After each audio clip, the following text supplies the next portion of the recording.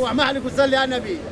اللهم صل وسلم على سيدنا محمد. وفهمتي ويزغرت ويعملوا لها سيدة العربي والسوري والبلاد تشيخ شنو معلوش فهمتي. لابد انه معناها هذاك اصلنا ثوابتنا بالتالي فهمتني ثوابتنا الاسلاميه ونحتفلوا به. عصيده ومرقه وخبز طابونه مرقه نتاع اللحم طيبوا مرقه كي العيد نعملوا خبز طابونه طيبوا المرقه ونحتفلوا به عصيده الزقوق وكل. ان شاء الله نجي عليها الجامعه الزيتونه ونحيوا ذكرى مولد النبي الشريف وان شاء الله كل عام تونس بخير.